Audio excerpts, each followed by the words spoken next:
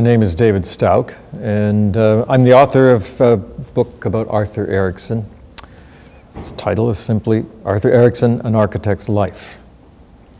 People ask me what the book is about, and I have to say, first of all, I think it's about everything, because Arthur Erickson, an architect, he wasn't just an architect in the sense of building buildings. He was someone who thought through his craft in terms of culture as a whole. His book is about, I had to learn about not just architecture, but I had to learn about poetry and music and painting, about religious philosophy, politics. All of this came into his work. He was born in Vancouver, and you might say when Vancouver was smaller than Winnipeg in 1924, he was born on the margin of things, but in fact he was born into a family that had a tremendous interest in the arts.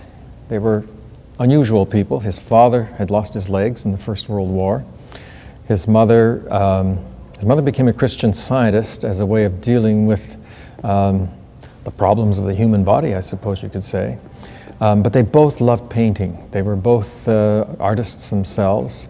They had enormous interest in the arts, and they were among the movers and shakers in Little Vancouver at that time. So he was very fortunate, and amongst the people that he was introduced to as a painter himself, he started out like his parents, doing painting. He met and fell under the spell of Lauren Harris, one of the group of seven. So that got him, while he was still a high school boy, a very good start as a young artist. He was also a very fortunate fellow because, although it may not seem like being drafted into the Second World War would be anything to be particularly pleased about, he had been lucky enough to study Japanese when he was at UBC as a student.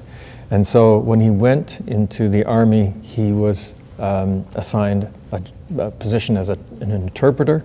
He was sent to India and subsequently to Malaysia.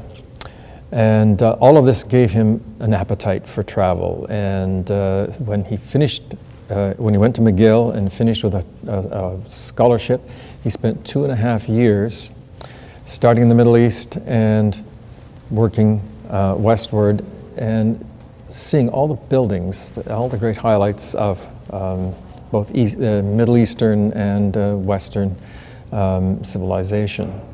So that was important, and then it never stopped. He got the opportunity to go to Japan in 1961, and Japan and Indonesia, specifically Bali, gave him lots of ideas, very, very specific ideas for his work. His career began fairly early, and he had the good fortune, again we're talking about luck, aren't we, but he had the good fortune of teaming up with Geoffrey Massey and submitting a design for Simon Fraser University, and they won that commission, and it established him as quite a revolutionary architect, because he was rethinking the whole genre of universities, how education is influenced by the buildings in which someone works. One of the most obvious examples of this was of his innovations are the way he built Simon Fraser University and the University of Lethbridge with squares and malls where people could meet, where he was able to basically break down the exclusiveness of separate faculties and introduce the idea of interdisciplinary studies. So Simon Fraser University was certainly an important building, and the law courts at Robson Square in Vancouver, where he was determined to make justice visible. The Anthropology Museum at UBC, with its open storage. That is to say, when you as an individual can go in there and open up and find the things without the selecting hand of the curator. That too was a revolution in terms of the design of a public building. So what he was doing was repeatedly designing buildings that made that gave everything a kind of democratic and utopian possibility. Perhaps the most controversial of Arthur Erickson's buildings is the Chancery in Washington. It's controversial for perhaps two reasons. First of all, there was a competition for that and commission, and he lost it. And the then Prime Minister, Pierre Trudeau, who was a close friend of Erickson's, stepped in, and basically he gave the commission to Arthur. And so Arthur was in many ways excluded by a lot of his contemporaries. The whole process made them very angry. The building itself down in Washington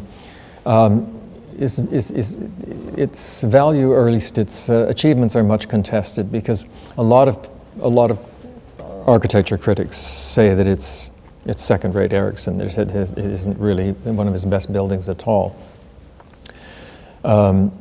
Erickson himself felt that what he wanted to do there was do something of a send-up of postmodernism, because it's a building with a whole lot of fussiness about it. It isn't the clean horizontal lines that are typical of his work. I think that the building will continue to be discussed, and there will be the detractors and there will be those who feel that it works very well. I would say Arthur Erickson is Canada's best known architect for sure, and probably his most accomplished, because he had the breadth of being a philosopher as well, and a cultural philosopher, as well as a designer, as an architect.